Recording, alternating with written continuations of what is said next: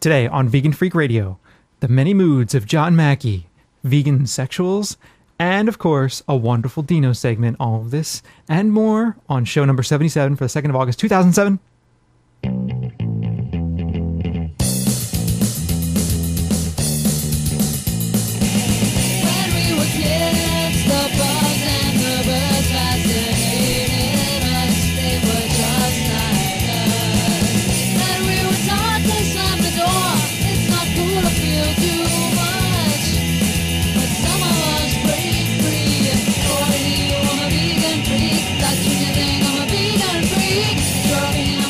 Hey everybody, this is Bob. And Jenna. And I forgot to do this.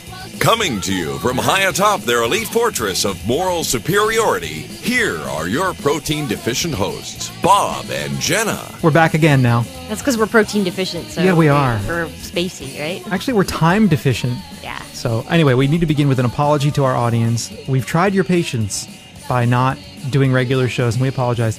The past month has been insane. That's all I'm going to say.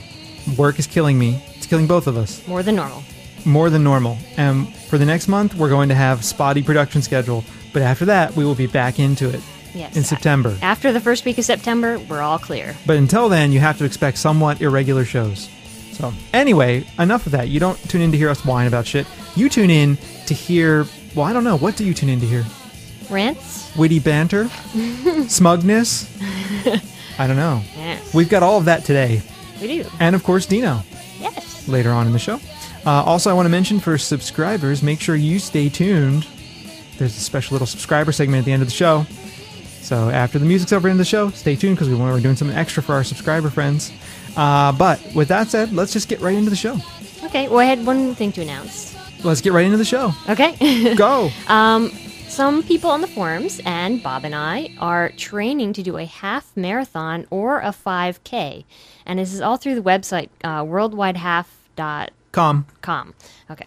I think. Yes, I think so. .com sounds right. Pretty sure. And it's basically just to promote running as a free, healthy thing that you can do. And you don't have to run an organized half marathon or an organized 5K. Just the point is just to get out there and do the miles yourself. That's right. And so there's all kinds of support on that website. And we even started a Team Vegan Freak. There you go. So if you'd like to register on that site, it's free, of course, and then join our team, you can do so. So worldwidehalf.com. And the half marathon would be the weekend of October 13th, 14th. Yeah, somewhere whatever in there. That weekend is, yeah. So, yeah. So you still have 10 weeks to train. You do. You have plenty of time to train. There are a lot of 10-week schedules out there, and if you can run 3 miles without stopping, you can run a half in 10 weeks. You can. Easily. And if that's not your speed, the Kick the Couch 5K is That's just, right. Get up, get your legs moving one in front of the other. You don't have to do it fast. Even if do it. Even if you are a couch potato today.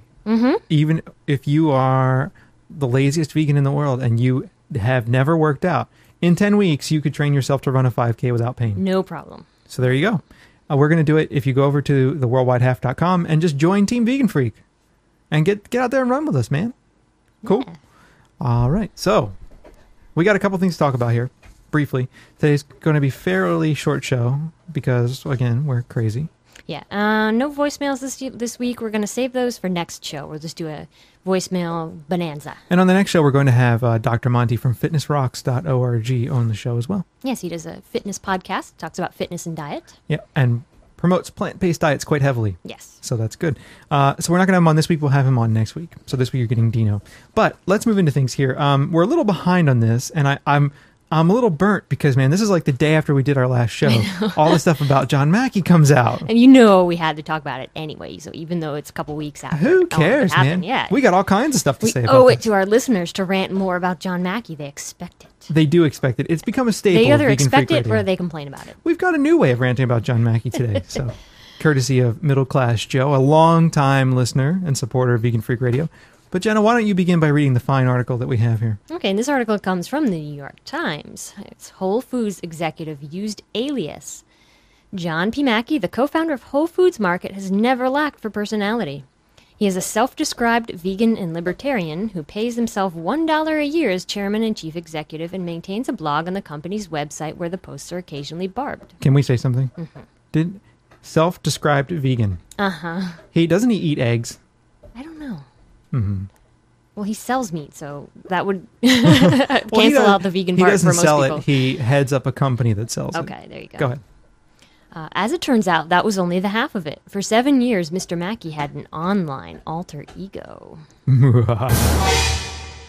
Using the pseudonym Rao Deb, a variation of Deborah, his wife's name, Mr. Mackey typed out more than 1,100 entries on Yahoo's finance bulletin board over a 7-year period. That's a lot. That's almost, yeah. Well, what I have 8,000 posts on our forums in 2 years. Yeah, I guess. Yeah, good point. I'm a bigger loser than Mackey. Go ahead. Championing his company's stock and occasionally blasting a rival Wild Oats Markets. The story was first disclosed on the Wall Street Journal's website last night. Responding to a posting on March 28, 2006, Rao Deb wrote, Oats has lost their way and no longer has a sense of mission or even a well-thought-out theory of the business. They lack a viable business model that they can replicate. They are floundering around hoping to find a viable strategy that may stop their erosion.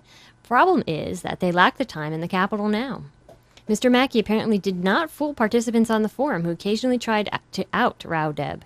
In one instance, he responded by saying that he was in fact George W. Bush. In response to another posting titled, Hey John, I mean Rao Deb, he wrote on June 10th, 2003, Another person who thinks my name is John. Well, if you really believe I'm John Mackey, you should probably pay more attention to what I say on this board. I would be the ultimate Whole Foods insider. Thank you, Middle Class Joe. What do you mean? That's John Mackey. That's right, Rao Deb. Yes. It's the many moods. It's the dramatic interpretation. It's a dramatic reenactment. It's like Unsolved Mysteries. Right. Okay, sorry. Mr. Mackey's alias surfaced in a footnote in a 40-page court document filed on June 6th by lawyers for the Federal Trade Commission, which is trying to block Whole Foods' acquisition of Wild Oats on the ground that it would limit competition among natural and organic groceries. Whole Foods announced in February that it planned to buy its smaller rival for $565 million. Mr. Mackey posted a response on his company's website late Wednesday acknowledging that he used the pseudonym Rao Deb on Yahoo financial bulletin boards from 1999 until last summer. He said the FTC discovered his alias through one of the millions of litigation documents that the Whole Foods provided to them. I posted on Yahoo under pseudonym because I had fun doing it, he wrote. I never intended any of those postings to be identified with me. Mr. Mackey said the views expressed sometimes represented his beliefs. In other instances, he said he offered different views from his own to play devil's advocate. He said no proprietary information on Whole Foods was disclosed. But Mr. Mackey's writings are proving to be a critical element in the Federal Trade Commission's case. There's no mystery as to why Whole Foods wants to buy its closest rival, the government wrote in the June 6th court document. The document also said that Mr. Mackey justified paying a significant premium for Wild Oats by telling board members that the company would, quote, avoid a nasty price wars in Portland, both Oregon and Maine, Boulder, Nashville, and several other cities which will harm our gross margins and profitability. Oats may not be able to defeat us, but they can still hurt us, Mr. Mackey said, according to the government. Mr. Mackey had argued that his company competes not just with Wild Oats, but also with conventional grocery stores that have rushed to offer organic products, largely because of the success of Whole Foods. Teaming with Wild Oats, he said, would create a company better suited to combat larger rivals like Kroger, Safeway, and Walmart. But Rao Deb showed little respect for Wild Oats and its former chief executive, Perry Odak. In a February 24, 2005 posting, he wrote, Perhaps the Oats board will wake up and dump Odak and bring in a visionary and highly competent CEO. At the same time, he wrote glowingly and anonymously of John Mackey. I like Mackey's haircut. I think it looks cute. Rao Deb wrote on April 28, 2000. You must not patronize any of WFMI's stores, the writer continued, using Whole Foods stock symbol. Tattoos, piercings, unusual dress, and interesting haircuts are everywhere in the stores. By comparison, Mackey looks like a model for Brooks Brothers. Rao Deb's final remarks were posted last August after he lost a bet to another correspondent, Hubris 12,000, over Whole Foods stock performance. Surgeon General and Boston Cowboy, you were both right about my true identity all along, he concluded. Congratulations on your cleverness. As one might expect, Yahoo's message boards erupted with chatter about Mr. Mackey's secret identity. In light of this news, perhaps the name of the company should be changed to Whole Foods Bazaar, Jim Tarheel wrote. What a hoot. It's so Nixonian. This last line is annoying. Maybe he needs some animal fat in his diet. I've known vegans who suffered from teeth and gum disease. Now we now know a vegan who's suffering from foot and mouth disease.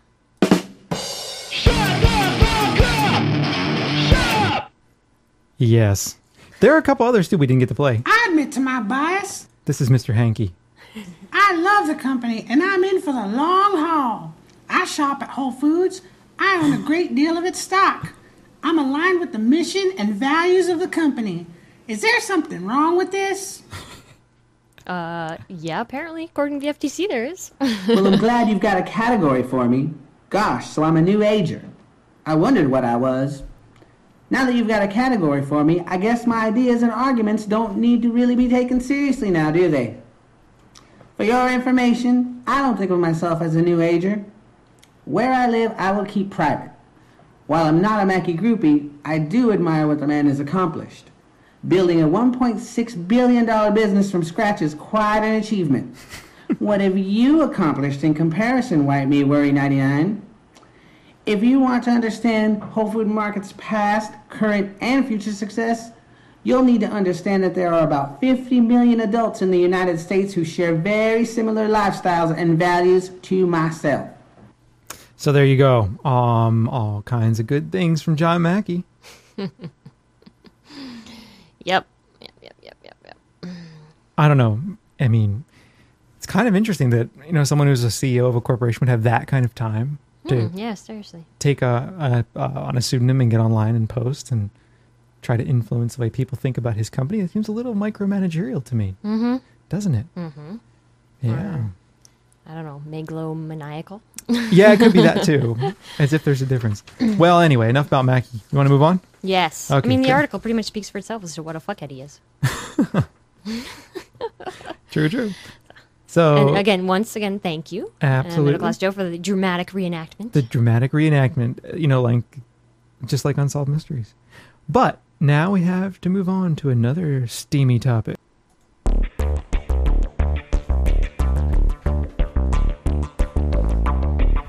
Oh yeah, we're going to move on to something very steamy. Carnivore sex off the menu. Yeah. I wish I had gotten some sounds like of like generic porno noises, like Wouldn't that be cool? That would fit really well here, wouldn't it? It would. You're a woman. Come on, let's hear some of those women porno. I'll do the guy. You can do the woman. Nah, it's all right. I'll pass. Come on, bone smuggling, baby. No. No. Come on, just Not feeling it. no. No. Okay. Anyway, so yeah, I downloaded this cheesy ass music. Let's turn this down a little. Carnivore sex off the menu. Now, this has kind of been making the rounds around the web, around blogs, and of course, we've been again. Vegans are the target of complete media idiocy. Mm-hmm. And at the end of the show, in the special subscriber segment, we're going to talk about Tucker Carlson doing some stuff on MSNBC, and I'm going to talk about my experience today being interviewed by Newsweek magazine, talking about this very issue. So that'll be in the subscriber segment after the regular show. But for now, Carnivore Sex off the menu. This is from, let's see, The Press from New Zealand. And it says, "No sex, please. You're a carnivore." And it's got a picture of two fairly ugly vegans there. Did they try to find the ugliest vegans they could? They're not the ugliest vegans, but they're fairly...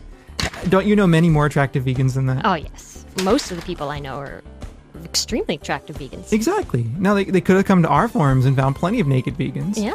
You know? But they instead... And they have no shirts on. They're purposeful.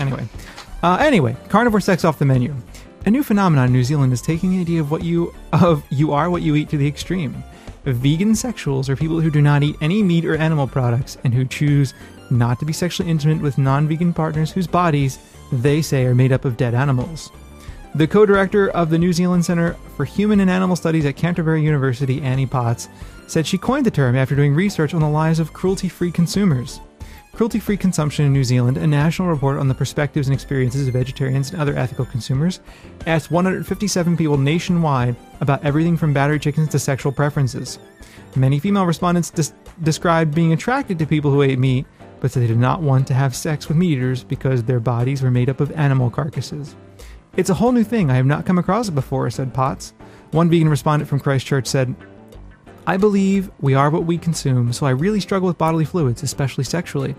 Another Christchurch vegan said she found non-vegans attractive, but would not want to be physically close to them. I would not want to be intimate with someone whose body is literally made up from the bodies of others who have died for their sustenance, she said. Christchurch vegan Nicola Creek has been married to her vegan husband, Hans, for 9 years.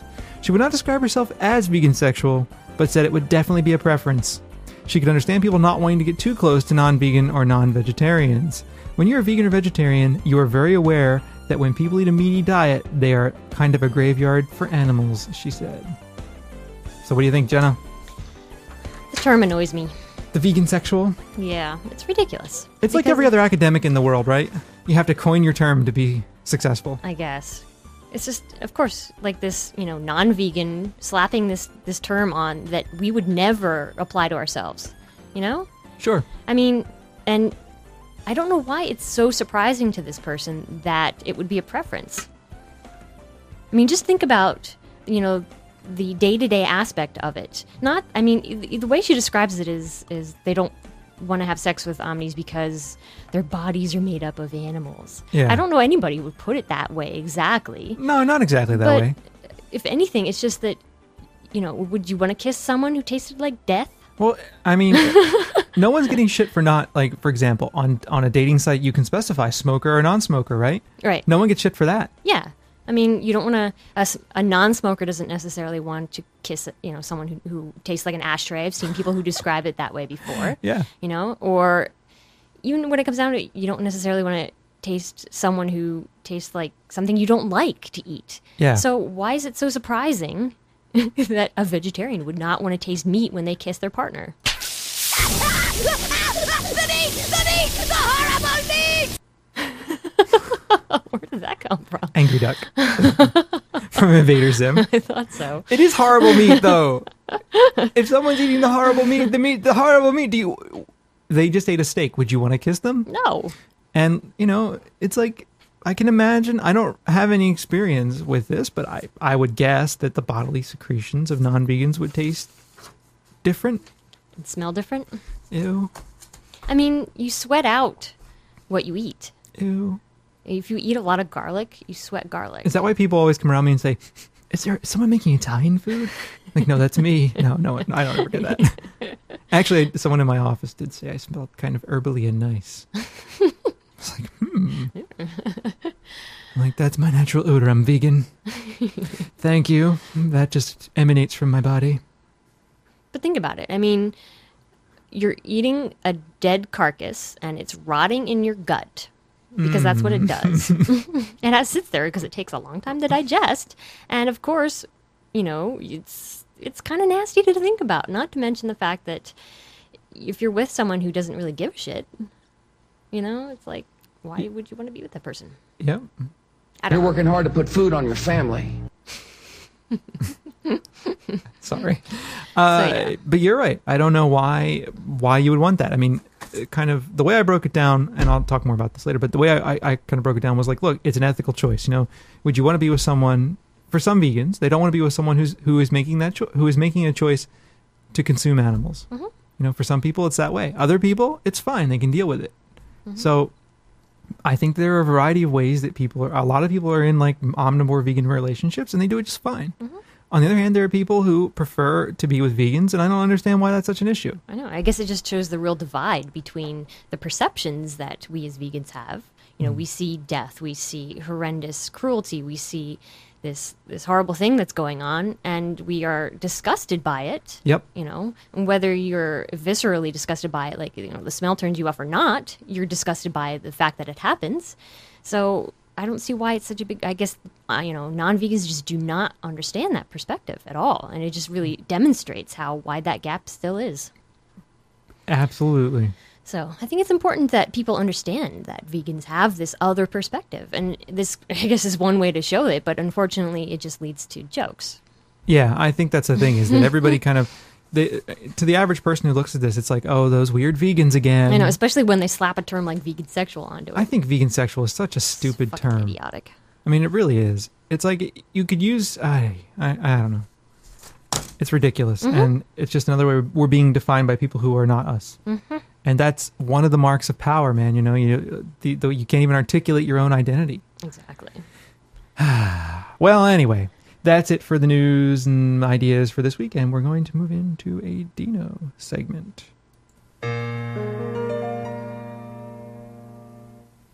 Dino, we who cook with Dino are the luckiest people in the world. Okay, we are here once again with Dino. We have not had a Dino segment in a while, and we are anxious to talk to Dino because now his cookbook is officially out.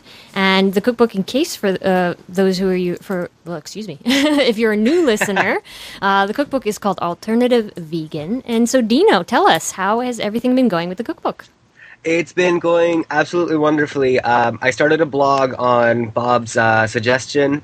The address for that is altveg, altveg.blogspot.com. And I'm keeping the thing updated with some of my daily experiences, some of the stuff I'm cooking, some of the stuff that's going on in my life. Sort of, if you just want to keep up with me, it's all on there. All right. We'll be sure to put that in the show notes. Excellent. Definitely. That's also the easiest way for the listeners to email me questions or comments. If you just leave a comment on any of the entries, it gets straight to my email that I have open at all times. That's true. You're always on the computer. I'm always on the forums, but if you're not on the forums and you still want to send me a question, you can do it. True. And I've been getting some questions about, whenever certain people call me, such as my mother or my friends or, family, they want to know how the book is doing, and I sort of wanted to address that, if I may. Of course. So far, the feedback I've been getting is that, I'm happy that I can now go into the kitchen and not be scared anymore, or I'm happy that you're giving me permission to sort of play around with it and do things that I've never done before. People are saying things like, oh my God, I made the lentils and chickpeas, and I'm sitting here eating them cold right now. I added some peanut butter when I was cooking and subbed out some vermouth for the vodka. Oh my God, okay, I feel better. I mean, this is the kind of stuff that I'm getting on a regular basis. Cool. So, frankly, regardless of what the numbers are in terms of how many books are being sold, that's not important to me, as the fact that people are telling me I've never cooked this way before, and I'm so happy that I'm able to do it now because it's so easy. Awesome. Well, the numbers actually aren't bad, and they're going to get better because AK Press just recently picked you up. So that's very cool to know. Yeah. Does it come up on the AK Press website as well? I don't think yet. They just got the books probably last week, so it'll come up soon. Very, very cool. And Animal from South Africa said that he has a animal rights organization, and they're going to start carrying it as well. Cool. Wonderful. Yep. Very, very exciting stuff. So, I don't think you should downplay the numbers. They're actually quite good. I'm sure they are, but to me, that's not the measure of my success, if that makes sense. That makes a lot of sense, and that's good to hear. Because if you remember from the beginning, I was like, I don't really want all the credit. I don't want all the recognition. It's more so that people get out there and start cooking that I want them to do. And what do you know? It's happening from the first day that the books went into people's hands. They're responding and saying, wow, this is wonderful and having so much fun. Cool. So what kinds of questions and things are coming up? One of the questions that I got recently is rather important, and it addresses the question of how you freeze stuff properly. The person in ViroJenny asked me, hi Dino, you've mentioned before that you don't buy canned beans. Instead, to save money, you buy dried beans and soak them and cook them. Do you ever make large batches and freeze them? Reason I ask is because I've started doing this. Each source I look at says a different answer for how long you can keep them in the freezer. For Easy Beans cookbook, it says 8 months. Another cookbook says 6, and now this online source says 2 to 3 months. Do you know how long you can store beans in the freezer for? P.S. My friend, for an early birthday present, gave me your cookbook. I just love it and made the quick garbanzo soup, my favorite so far. 5. All right. There's a couple of different issues that we want to tackle. Number one being, there's 2 different types of freezers that you're probably going to see in your home. The first kind is the one that just comes with your refrigerator and freezer. It's just on the top or the bottom there or on the side. And you kind of use it on a regular basis. You throw things in there, you take stuff out, and you have your soy ice cream and your whatever in there, right?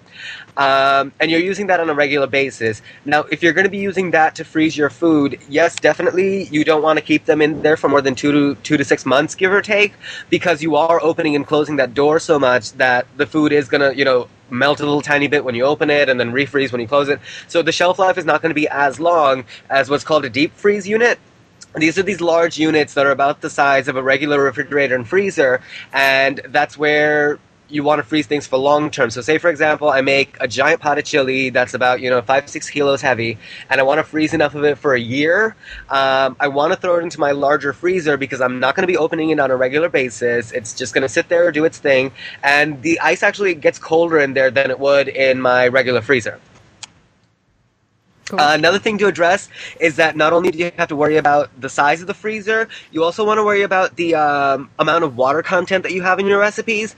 I've seen a lot of people freeze things with a lot of water in them, and that's really not a good idea just because, number one, you're taking up more space in your freezer and it's going to take longer to freeze. But number two, it's going to reduce the shelf life because the more water you have in there, the more stuff you're going to have melting versus the solid matter you can keep there pretty much indefinitely. So say, for example, I make something like a beans or something. I want to drain off as much of the water as I humanly can and freeze the cooked beans by themselves without spicing them or anything. Then when I'm ready to have them, I take them out, I thaw them, and then I add the spices to them and eat them that way. Because the less water you have, the quicker it'll freeze, the longer it'll stay, and the better it's going to stay in that state. Cool. Yes. I hope everyone can keep this straight so far. It's pretty straightforward. Pretty straightforward, you would think, but I have seen people freezing things like stocks and soups and things like that, and that's fine. But what you want to do is make it double or triple strength and then freeze the concentrate and then rehydrate it when you take it out. That Good makes a lot of idea. sense. It's what I do every time because I grew up in a family of 6, and if you have these giant pots of stock sitting in your freezer, you're not exactly going to have freezer space anymore. Good point. Yeah. So what else came up, do you know? What else came up? That was about it. Oh, right, the curry leaves issue. Right. Thanks for that, Bob. I've been getting a lot of questions about the curry leaf issue as to where to find it, how to grow it, and all the rest of it. And I think it's wonderful that people want to try the stuff, the recipes, in their unadulterated form as much as possible. However, I must say that it's kind of disheartening to hear that people are so fixated on getting curry leaves, come hell or high water, because although it is nice to have, it is not a necessity in any of the recipes that we have in there. I cannot count how many times that we haven't had curry leaves at home. Sometimes I'm traveling, or say, for example, I just don't feel like going outside into the rain and picking curry leaves. I will cook without them because the food tastes perfectly fine. The spices are really what gives it that flavor, and the techniques are sort of what builds up that flavor, versus the curry leaves just give it sort of like a little extra something. Like a depth. Like a depth, but it's not necessary by any means at all. Say, for example, I'm making a pot of dal or something, and I don't have curry leaves. I don't bother with it. I just go about spicing my dish as I normally would, and it's going to taste fantastic. If I have it, I'll throw it in there as an option. So I think I may not have been very clear in the book when I said there's no substitute for curry leaves. That's absolutely true, but what that means is that if you can't find them, don't use them. Right.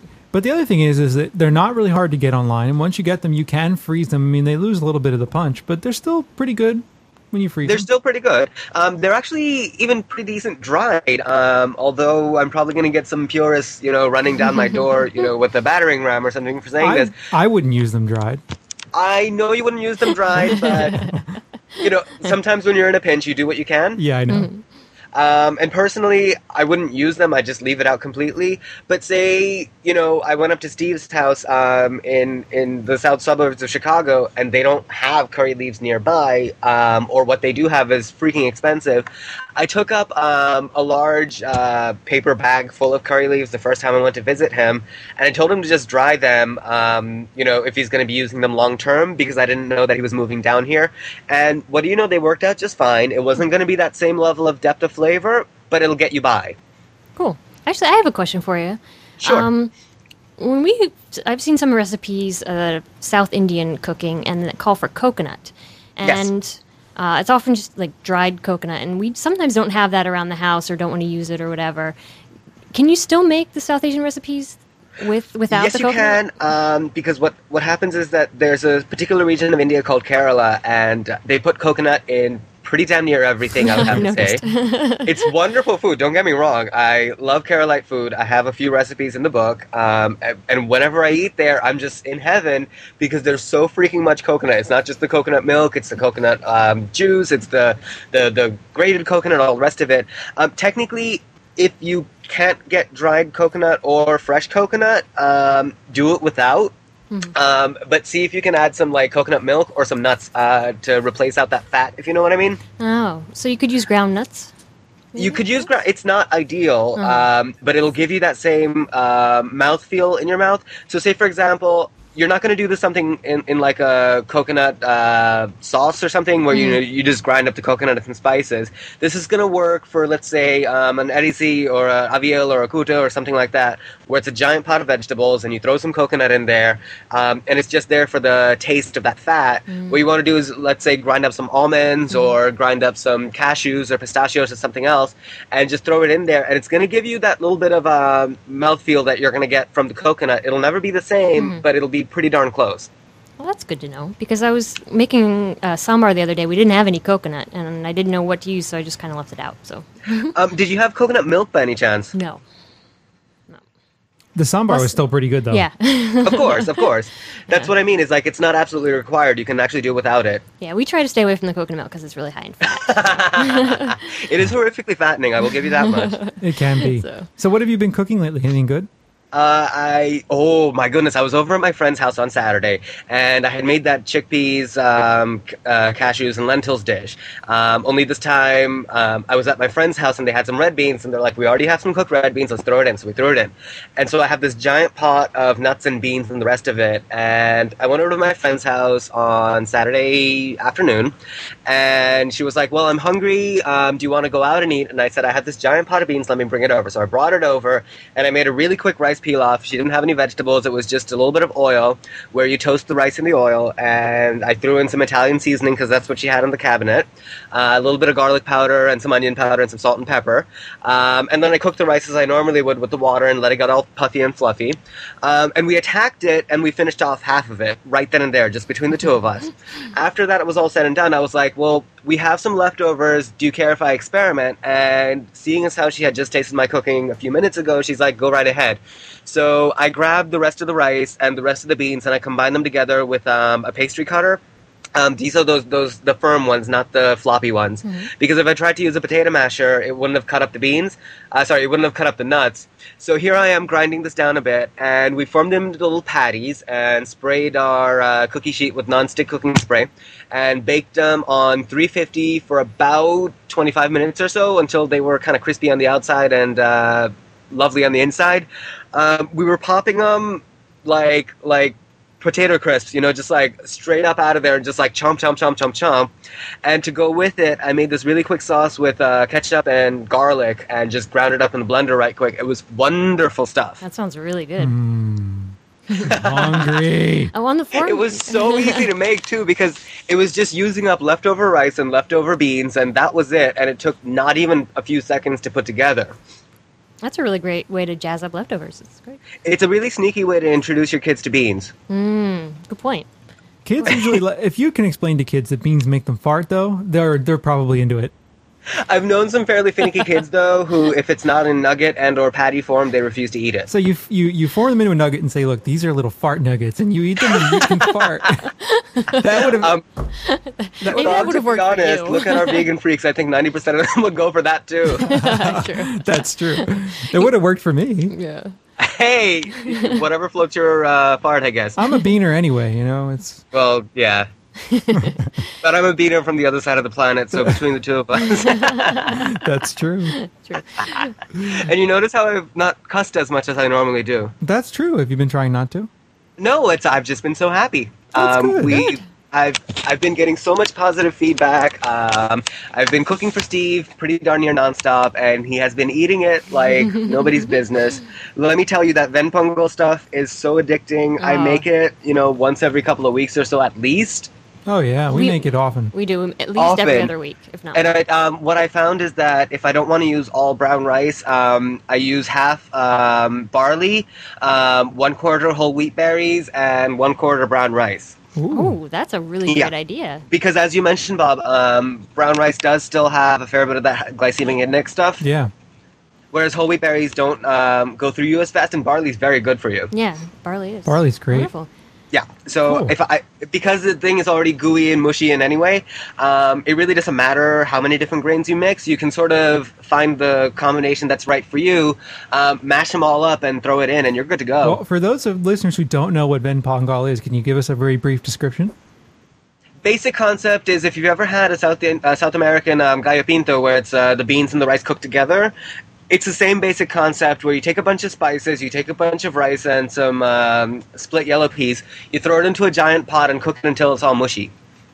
It's really good. That's really good. It's really good. It's perfect comfort food. It's great for, I mean, we eat it in the summer, but it's great for the winter too. It's excellent. And it doesn't have that much fat. It doesn't have that much of anything else. That's it's right. Pretty much your beans, your rice, your spices, and it's all in one pot. It's great. And you cook it until it's all the way kind of mushy so that, kids can eat it, adults can eat it. It's really not a problem. And you can really spice it up a lot if you want, and not much if you don't want to. And Absolutely. I tend to go on the heavier chili and spices route when I'm making it. Of course. A bit of extra chili, a bit of extra salt, and a bit of extra spice for me. But the one in the book is meant to suit like everyone from your 5-year-old kid to your 65-year-old grandfather. Nice. Excellent. Oh, on the In fact, that's what we use for babies and old people because it's easy to You chew. have to chew it. you don't have to chew it exactly. Yeah. Oh, What I found is that getting kids to eat vegan food, you do have to understand kids. They don't like to eat foods that are hard or that take a lot of chewing or that take a lot of effort for them. So if you set something like this in front of them where it's steamy and it's creamy and it's kind of warm, but they don't have to chew it too much, they have no problem eating it at all. Excellent. Oh, and on the forums, you had mentioned a very ingenious use for your Jimmy Crack corn crack patties. Oh, yes. I figured that rather than doing them deep fried, the corn crack is basically cornmeal and tinned corn or frozen corn, and you combine it together. And originally I had set to deep fry them, but I went up to visit the New Jersey freaks, and instead of deep frying them, I sprayed them with non-fat cooking spray and threw them in the oven and used them as dumplings for the kale soup. And let me tell you, they got finished real quick. That sounds really good. Because I remember your health food episode, Bob, where you said, let's try not to fry as much as we can and use the non-fat cooking spray. So I really took it to heart, God damn you, and it's working. It's good to hear, Dino. Yeah. But, not everybody is like, a diseased freak like me.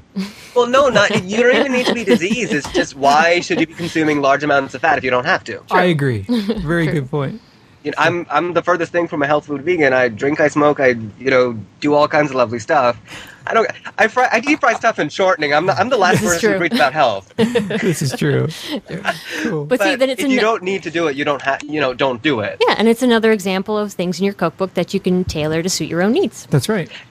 In fact, I expect you guys who are listening right now to tailor to your own needs and do not ask me if it's okay. That's the point. You're supposed to make it your own way because that's why I wrote the thing in the first place, so that you can figure it out for yourself. And I'm giving you the guidelines, but I'm not the be-all and end-all of cooking. Only you can say what's right for you. So, what I like about your cookbook, and this is kind of a software analogy, and I know that some people in the free and open source software community hate the term open source, but your cooking is like open source software. I mean, like you're giving someone the code and telling them, here's the code. You can change it. You can do whatever you need to the code to suit your taste. I swear, that's the way that free software operates. That is absolutely the philosophy behind it. And what I specifically say is make it your own, sort of pretend that you made this up on your own and that no cookbook told you how to do it. So that when someone asks you where you become such a fantastic cook, say, oh, I just started experimenting on my own. And that's what I like about the book in a lot of ways, because, I read some of your recipes, I'm like, I don't want to add that, and I don't. Right. So it's great. Or sometimes you don't have all the ingredients, and frankly, just because you don't have everything in there doesn't mean that you can't make it. That's right. I completely agree. So I was a college student at one point as well, so I understand that very well. Nice. I think that's all we have. Anything else you want to add quickly before we close it out? Please give me comments on the blog, but most importantly, please give me comments on the Amazon website so that helps. people who are buying it can see that people actually do enjoy the book, because it's kind of crappy for me to post feedback on there. That's kind of self-aggrandizing. But if y'all post your feedback, that's a totally different case. Good point. And Yes. you can find out more about Dino's cookbook at altveg.blogspot.com. You can order it from Amazon. You can leave feedback at Amazon. You can also order it from our store, the Tofu Hound Press store, and I will put the link to that in the show notes. So Dino, thank you yet again for coming on. We need to get you on here more often. I would love that. We will do that. All right, just let me know, Bob. And if you have questions for Dino, make sure you go to his blog, altveg.blogspot.com, and get them to him. Yes, and I will definitely answer them as best I can. And Dino will answer them. He's the man. Thanks so much, you guys. Take care. Thanks, Dino.